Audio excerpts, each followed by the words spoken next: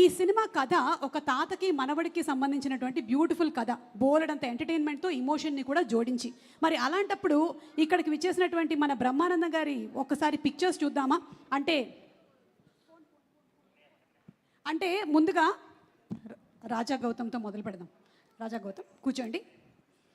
Gautam, first మీ తాతగారి photos చూద్దామా? అంటే సినిమాలో తాతగారు కాదు, ఒరిజినల్ తాతగారు. Let's have the picture please. Yes, ఏమైనా చెప్పాలనుకుంటున్నారా మీ తాతగారు అండ్ మీ నాన్నమ్మ గారి గురించి?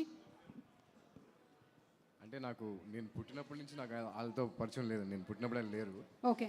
బట్ నాన్న చెప్పడం చాలా విన్నానండి, వాళ్ళ గురించి ఎంతెంతో చెప్పేవారు. ఆ ఎక్స్పీరియన్స్ ఉంది అంతే. ఓకే, అయితే నాన్నగారిని అడుగుతాను నేను ఒకసారి. బ్రహ్మానందం గారు, ఒకసారి మీ అమ్మగారు నాన్నగారి గురించి జస్ట్ అంటే. అమ్మా నాన్నల గురించి చెప్పడం అంటే దేవుడి గురించి చెప్పినట్టే ఒకటి.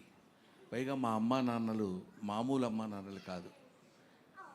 ఒకవైపు పేదరికం, ఒకవైపు పెద్దరికం పంచుపుట్టినటువంటి అమ్మా నాన్నలు. వాళ్ళు నా తల్లిదండ్రులని చెప్పుకోవడానికి, నా జీవితాన్ని ఒక మార్గం వైపు నడిపించడానికి మా నాన్న చెప్పిన మాట ఒక్కటే ఒకటి గుర్తుంది, ఇప్పటికీ చెప్పాలనిపిస్తుంది. ఎక్కడైనా చెప్తుంటాను కూడా, నాన్న నీకంటే నేను ఎక్కువ చదువుకోలేదురా, కానీ నాకు తెలిసిన విషయం ఒకటి చెప్తాను.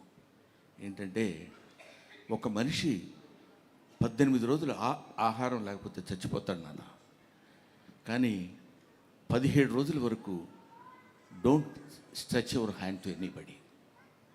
ఆన్ 18th డే నువ్వు ఎవరినైనా అడిగి తెచ్చుకోవచ్చు, అప్పటి వరకు అడగొద్దు, లేకపోతే ఈ 17 రోజులు చచ్చిపోతున్నట్టే ఉంటుంది నాన్న అని చెప్పాడు. స్టిల్ ఇవాళ వరకు ఎవరు నా జీవితంలో లెక్చరర్గా చేసిన దగ్గర నుంచి ఇప్పటి వరకు నేను అప్పు చేసి కానీ, అప్పు ఎప్పుడు తీరుస్తారని ఎవరిని అడగటం కానీ నాకు తెలియదు. అది మా నాన్న అమ్మ నాకు నేర్పినటువంటి ఒక అద్భుతమైన పాఠాలు. ఎన్నో పాఠాల్లో ఇదొక పాఠం. Thank you so much Brahmanandam గారు. రాజా గౌతమ్ గారి తాతగారిని అలాగే నానమ్మని చూసాము. మరి ఇప్పుడు ఒక్కసారి మనము బ్రహ్మానందం గారి మనవడిని మనవరాల్ని చూద్దామా? ఒరిజినల్, సినిమాలో కాదు. ఎక్కడ పిక్చర్ ప్లీజ్. అంటే గౌతమ్ వాళ్ళ పిల్లల తాతగారు. సార్, ఈ లైఫ్ ఎలా ఉంది సార్? మొన్ననే డిస్కస్ చేసాం మనం ఈ విషయం.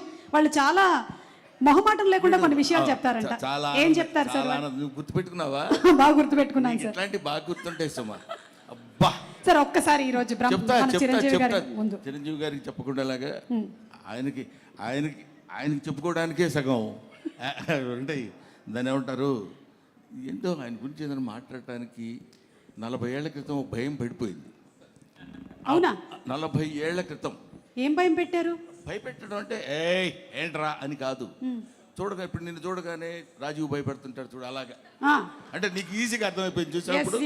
అలాగా ఆయన is such a legendary personality. First time ఆయన అక్కడ చూసినప్పుడు వాళ్ళ ఇంటి ముందు బజుల్లా రోడ్లో ఒక 50 మంది 60 మంది పొద్దునే ఉంటారు జనం. వాళ్ళల్లో ఒకటి నేను అని అరిచిన రోజు ఉంది నాకు తెలుసు. అప్పటి నుంచి అతను ఇలా రండి పిలవండి అని చెప్పినప్పుడు వెళ్ళి పలకరించిన ఆ రోజులు అవి గుర్తుండి ఆయన కాలు దిగి గౌక్కని వెళ్ళిపోతుంటే సార్ సార్ సార్ తాత అంటే అలవాటు అయిపోయింది. ఇప్పటికి 40 ఏళ్ళు అయింది ఆయనతో పరిచయం. అయినా అంటే పెద్ద మాటలు అనవసరమైన మాటలు మాట్లాడకూడదు కానండి, స్టిల్ భయమే సుమా. అదిగో ఇలా మెచ్చుకుంటున్నా కూడా ఇలా చేయి పెడదాం ఉంటే భయం. ఏం మాట్లాడితే మళ్ళీ మిమ్మల్ని ఆ సినిమాలో లాగా ఫ్రిడ్జ్లో దాచిపెడతారు. అది ఆయనకి నాతో పరిచయం చూసారా? ఆయనకి నాతో పరిచయం అంటే ఎంత దుర్మార్గమైన మాట, అట్లా అనొచ్చా? ఆయనతో నాకు పరిచయమైన రోజు ఏంటంటే, నిజం నాగేశ్వరి గారు, ఆయనేమో అక్కడ అట్లాంటి ఇట్లాంటి హీరోని కాను నేను చంటబ్బాయిలో చేస్తున్నాడు. అది నువ్వే చేయొచ్చు కదా, సరే నేనేదో చేద్దాను కదా అనుకున్నా. చేస్తుంటే నేను అక్కడ నిలబడి ఒక చిన్న మట్టి కుప్ప మీద నిలబడి చేస్తున్నాడు ఆయన. నేను ఇలా చూస్తున్నాను, అని అరుస్తున్నా.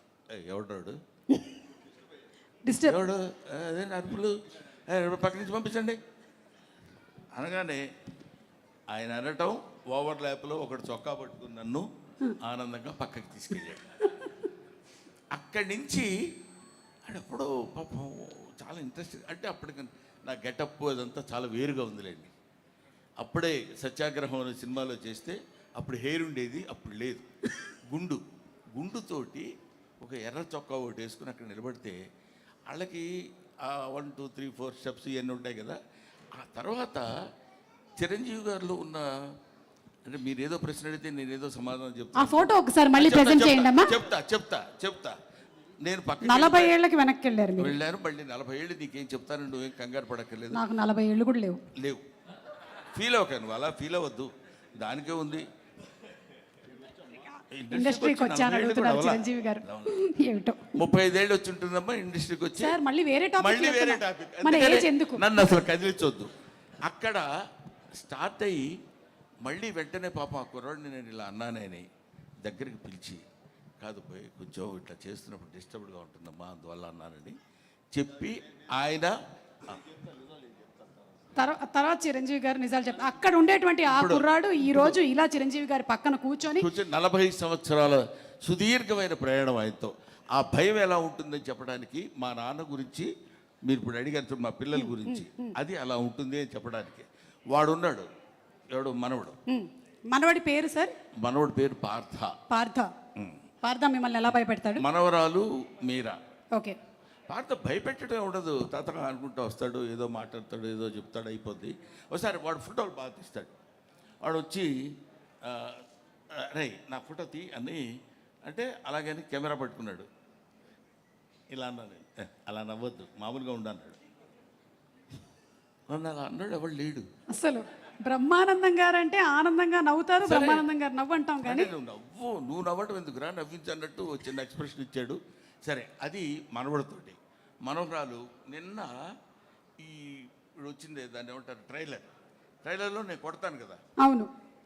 కొడుతున్నప్పుడు గప్ప పరిగెడు, ఎందుకు నాన్న తొచ్చావు, నాన్న ఎందుకు తొచ్చావు అది గట్టిగా. అది దానికి 2 years, వాడికేమో 5 years. దట్ ఈస్ నా మనవడు మనవరాలతో నాకున్నటువంటి. అసలు కన్నా వడ్డీ ముద్దని ఊరికే అనరు, అందుకనే అంటారనమాట.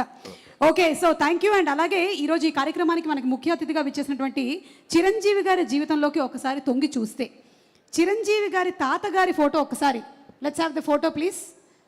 చిరంజీవి గారి తాతగారి పిక్చర్ ఇప్పటి వరకు నాకు తెలిసి మేమైతే చూడలేదండి, ఫస్ట్ టైం చూస్తున్నాం. అంజనీదేవి గారి father, the great personality Chiranjeevi గారు. ఒక్క వాక్యం వారి పేరు లేదంటే వారి గురించి చెప్పాలని రిక్వెస్ట్ చేస్తున్నాము, మీ చిన్ననాటి అనుభవాలు ఏదైనా. మా అమ్మగారి తండ్రి గారు రాధాకృష్ణ నాయుడు. ఆయన నెల్లూరు వాసి, కానీ మొగల్తూరులో సెటిల్ అయ్యి అక్కడ స్టేట్ ఎక్సైజ్ ఇన్స్పెక్టర్గా రిటైర్ అయ్యారు ఆయన. అండ్ ఆయన నీకు ఎవరు పోలికలైనా ఎవరి బుద్ధి అని రావచ్చు, కానీ ఆయన బుద్ధులు మాత్రం రాకూడదురా అనేవాళ్ళు. ఎందుకంటే ఆయన రసికుడు.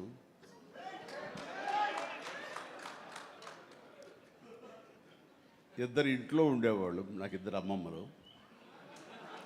వీళ్ళిద్దరి మీద అలిగితే 3వ వ్యక్తి పాపం ఎవరో ఒక అన్నీ కోల్పోయిన ఒక వ్యక్తి అని జాలి కొలేది ఆవిడకి అతి దగ్గర అయ్యారు ఆయన.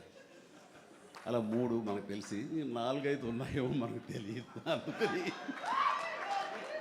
నువ్వు ఈ ఫిలిం ఇండస్ట్రీకి వెళ్తున్నావు, అవకాశాలు ఎక్కువ ఉంటాయి, జాగ్రత్త, ఆయన మాత్రం ఆదర్శంగా తీసుకోవద్దు అన్నారు.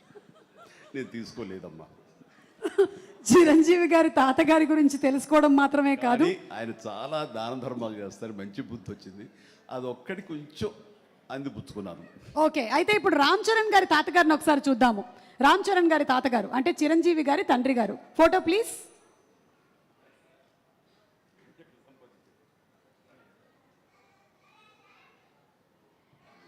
అమ్మా ఎస్, చిరంజీవి గారు ఈ ఫోటో వెనకాల ఏదో ఒక చిన్న స్టోరీ ఉందంట.